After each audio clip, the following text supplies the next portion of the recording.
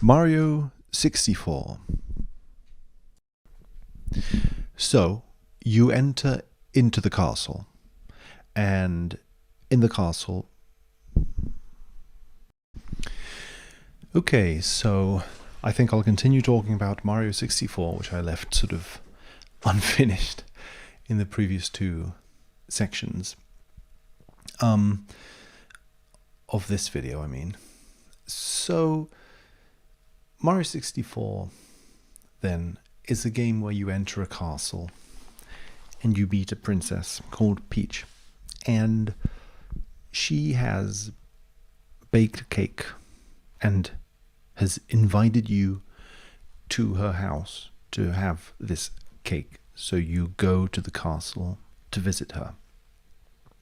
The nature of the relationship between you and Peach is unstated, but Mario is happy to receive a kiss on the nose at the end of the game.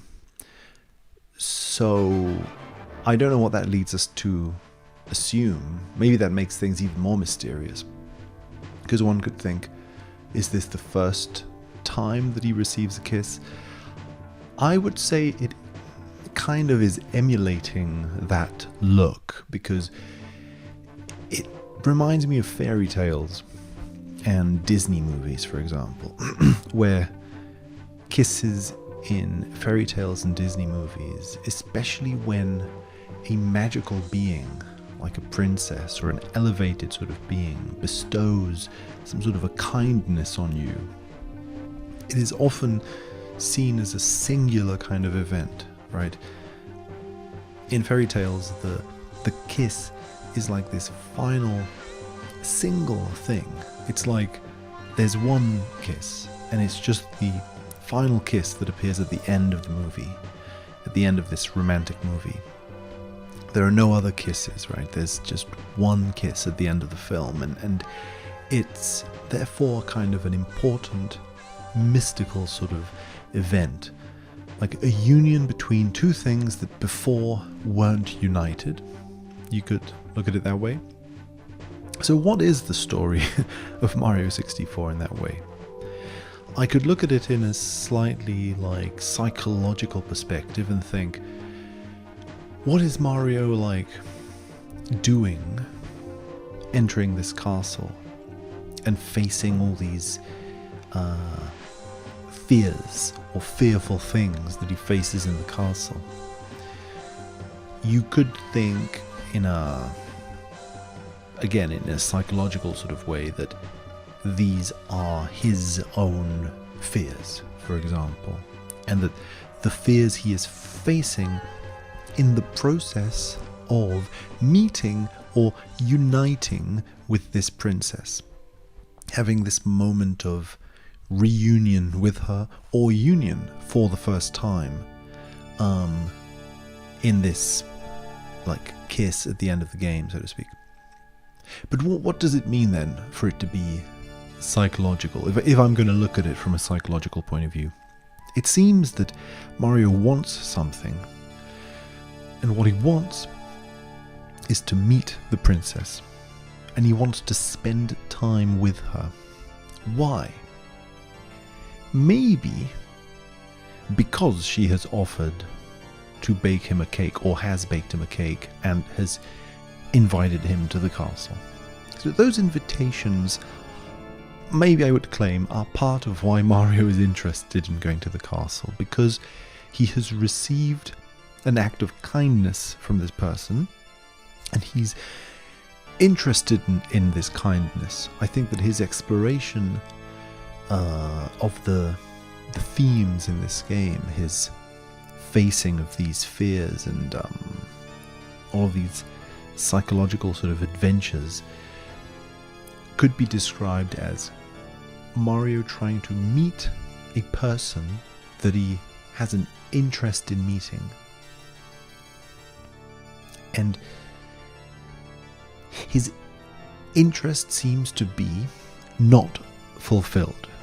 That's kind of the point, right? There's like a dreamlike narrative to this, the way that sometimes in dreams, the things that you expect don't happen, or sometimes the things that you expect do happen, but there's a strange sort of way in which what Mario wants doesn't happen. Kind of like in a comedy or something, like in a, Buster Keaton type old style comedy where there's a series of sort of goofs and things not working out again and again. The original Mario games had a lot of this as well, right? You go to a castle and your princess is not in this castle. Oh, it's the next castle. Oh, it's the next castle. And there's like an eternal recursion of castles that never meet the goal. But then at the end, this eternal recursion is broken. What is then the breaking of the eternal recursion in this game? It's Princess Peach being materialized, you could say. Peach being materialized at the very end. So Peach had been merely spiritual throughout the game, or had been, strictly speaking, hidden inside the walls of the castle, they say. Hidden inside the painting, it seems, of herself. Like there's a painting of herself at the entrance to the castle, and it is merely an image of her. It's just a painting. And of course, the theme of paintings envelops the whole game because you're constantly entering into paintings and discovering in them something that isn't simply the flat image of them, so to speak. So it's almost as if inside a flat image of a painting, there hides something sort of voluptuous, something voluminous and three-dimensional inside the painting. You discover this, right? It's sort of a discovery for someone who's playing the game for the first time. It's a discovery that you find something inside the paintings. You shouldn't, right? It's kind of like a surprise. There's a surprise element to it. So the game, I think, is kind of commenting on the idea that an image can sometimes have more behind it, or the fact that this juxtaposition between image and material reality that is behind it as being a slight contradiction or a paradox that it is wanting to talk about. So that's my claim. Princess Peach then has the same paradox in place. She is the walls of the castle, but then at the end she becomes materialized, so to speak.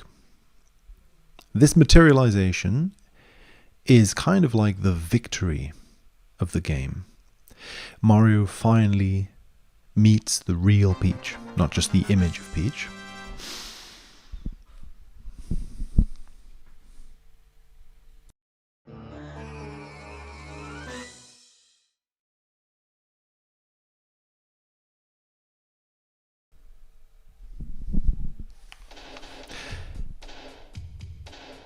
Where could we go from there? Well, I've noticed a strange trend in this game that I want to try to explore, which is that Mario's sort of power gauge is Mario's face looking to the left.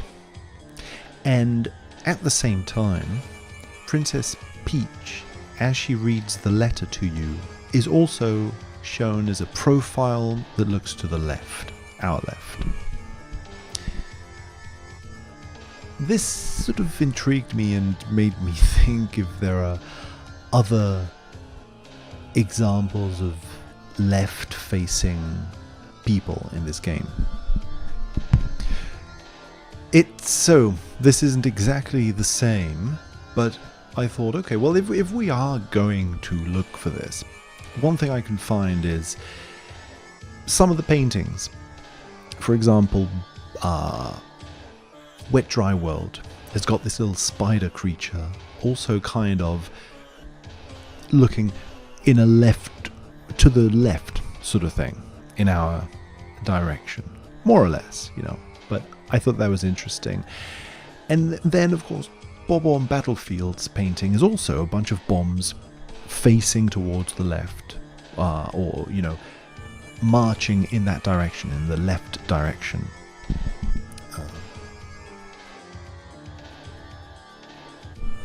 Now, I don't know where to take this whole left-facing thing, because, I could face a few more examples, like Mario's kind of life meter is also him facing left.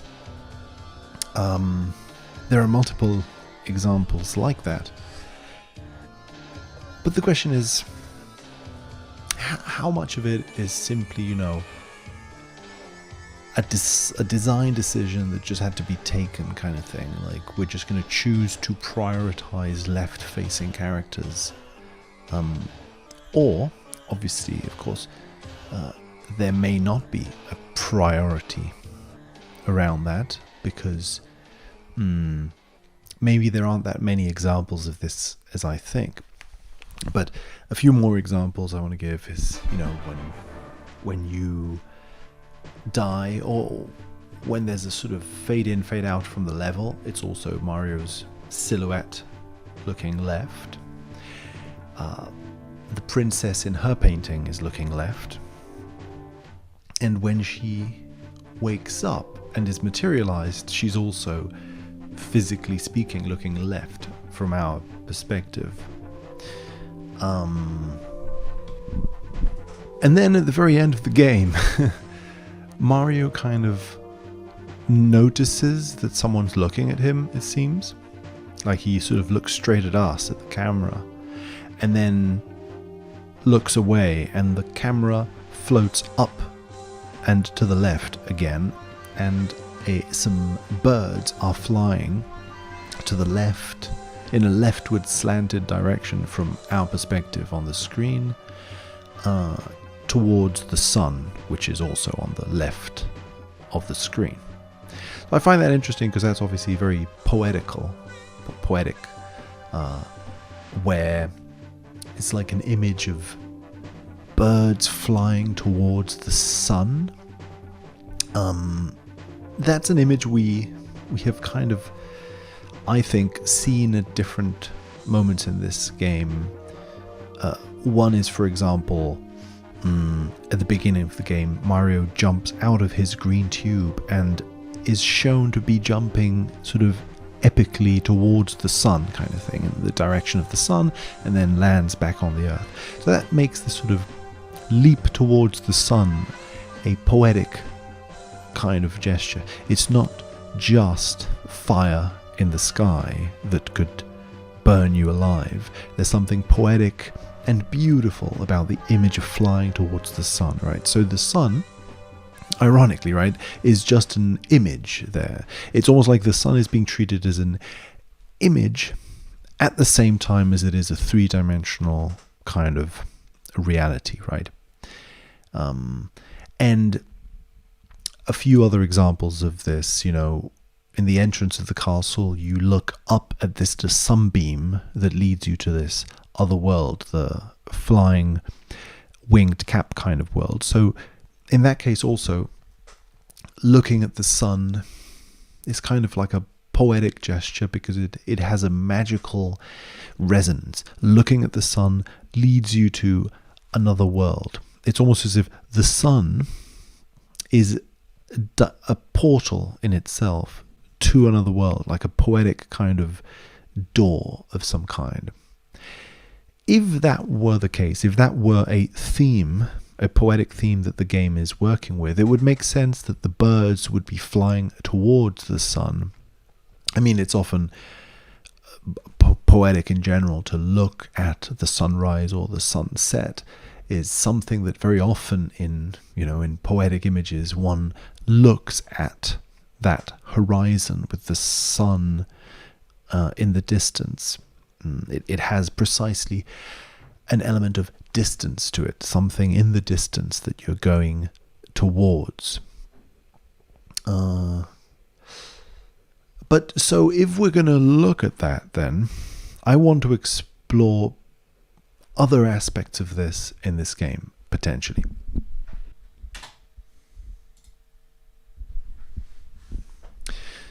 So where could I go with this? Well, there are a few elements I want to look at that are a little maybe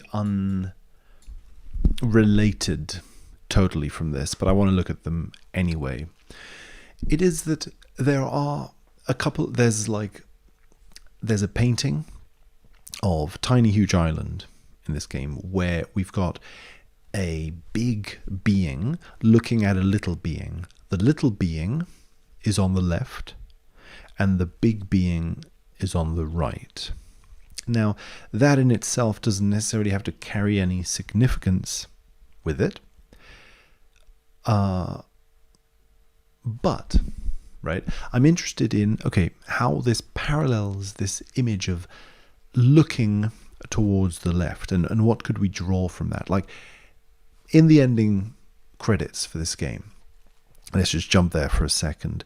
There's a few sequences I find funny.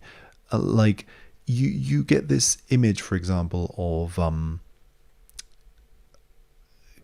King Bobom staring also sort of to the distance sort of thing, right?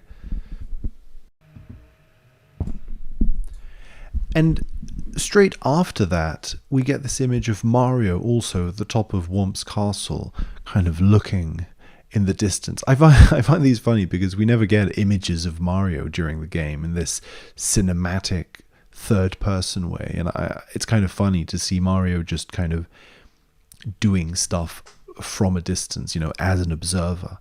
But in any case, he's standing at the top of the tower, looking in the distance.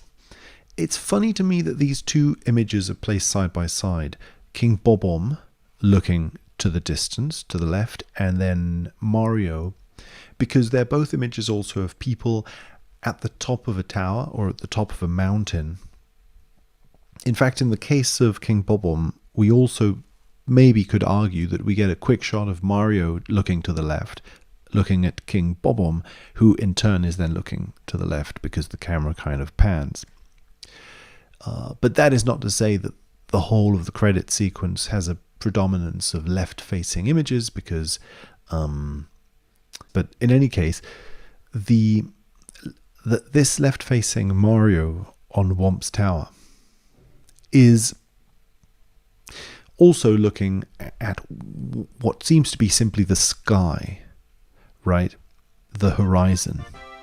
And I think partly the reason they're looking at the horizon is because they are on an elevated place. The fact that they're on the top of a tower gives them kind of this ability to look at the horizon. You can have a big wide view from a top place, right? So a tall place implies a big view, like a clear view. You can kind of see everything from up there, right? And so you can look at this sky or this horizon, and I think that this sky can almost just mean the horizon, like an open-ended horizon that you're looking at.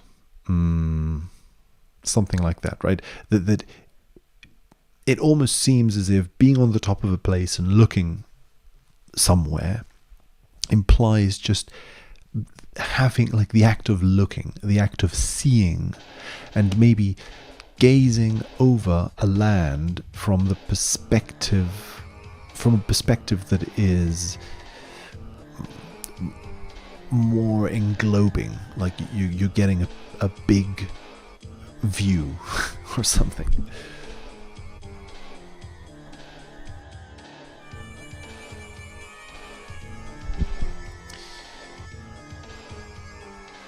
But why to the left, right? I mean, you could choose any other direction. Why are you choosing to the left, right? You could choose a different direction, and in a sense, you maybe do. I mean, you can find examples of Mario and other characters looking to the right in other forms of art in this game. But I did want to argue also, the box art itself is, of course, Mario flying towards the left. Like, the slantedness of Mario's body is towards our left. And even in certain versions of the box art, the castle is on the far left. So Mario is flying towards the left, towards the castle. In other versions, the castle's dead center and Mario's just kind of heading towards the left in front of the castle. But this may bring us to another example I wanted to give, which is the Snowman's Land, Cool Mountain artwork, where you've got two snowmen. One is on the right, one is on the left. But I think it is implied that the one on the left might be the child of the one on the right. Partly because Cool Mountain has got a storyline relating to children and adults. Penguins in that case, not snowmen. But in any case, I see a resemblance between this painting and the Tiny Huge Island painting, because that's also a painting of a little thing on the left and a big thing on the right. So there's a big thing on the right, a small thing on the left. It's simply that in the snowman painting, maybe there is an implication of children, of like not necessarily even children, but youth. The snowman on the left, I think, is implied to be a young and child snowman, and the snowman on the right, an adult, an old snowman. So I think that might be something that's being implied. And that brings, like, it is inconclusive, right? But there could be a potential poetic kind of similarity there between what's happening there and what's happening in the other instances of things looking to the left. If we place the left side as having some association to children and youth, and therefore, like youngness, and the right side as being oldness. I don't know what that association, what that might mean for this particular reading of the game, but I think that's maybe a way in which we could try and wrap all of these topics together in some way. But also, like I was saying, in this game, you are going towards Peach, and you never quite get there until you do, right? So Peach is also the goal of Mario. Mario's heading in that direction. The direction is Peach. Obstacles along the way prevent him from reaching Peach, but in the end he reaches Peach. The prevention from reaching the objective seems to be almost part of the task that he's involved in. It almost seems as if not being able to reach Peach is part of what it means to reach Peach, or something like that. And so maybe that also has to do with this duality between image or painting, and therefore perhaps idea, and matter, material, some material form that this idea has. So the material form and the idea itself of that material form, whatever that duality may end up meaning. And perhaps then it places the sun that the birds are heading towards as one half of that duality, the half that's on the left, and the camera that Mario looks at, right? The camera seems to be here what's on the right. On the right is something that sees what's on the left. What's on the left, perhaps, is the object of vision from this vision subject. Maybe that's another sort of duality that could be in play here, subject and object, and therefore also idea and materialization or something. And it could be the other way around. I'm not entirely sure. It'd be interesting to look at it that way, because if that painting of the snow people places the child on the left and the small thing on the left, a small thing is usually a shoot, right? It's something that's beginning to grow. There's, like, I think, birth implied in something small and young, and death implied in something old. Old is tending towards death. Young is tending towards growth, which might, very tentative, but it might suggest this idea that what's tending towards growth is tending towards materialization, that is, it appearing, the same way that Peach appears or is born into the world after having not really existed, right? So she has a process of, like, birthing materially into the world, and maybe therefore the idea being associated with death and with the subject. That would be maybe a potential read. And it's interesting also to me how, so I was looking in other videos how I feel there is possibly also a division of the castle into left and right, where the left of the castle, from our sort of frontal perspective, I associate with volcanoes, volcanic energy, the volcanic energy of shifting sandland, of tiny huge islands, volcano, the volcanic energy of fucking shifting the fire, the lava level, which has a volcano, and a bunch of things like that, together with the fact that the waterfall is ejecting from the left side of the garden as well. Bob-omb Battlefield being a mountain with a bomb on top, so that's also kind of explosive in a certain way, like a mountain with explosive power on it. The pyramid in Shifting Sandland being... Yeah, I think when I said Shifting Sandland before, I meant Lethal Lava Land. Shifting Sandland has a pyramid, but a pyramid is also sort of like a mountain that, in ancient Egypt, I think the tip of the pyramid was associated with the sun, and therefore also kind of like an emanative solar kind of energy, is my claim for the time being for the left side of the castle. Whereas the right side of the castle, I think I associate more with static, crystalline kind of surfaces, the mirror and so on, that are still and not in movement. So movement maybe also is another sort of reading of this, could be associated to birth and materialization. Anyway, so I think I have gone on for way too long. So thanks for listening and see you all soon. Yeah, okay.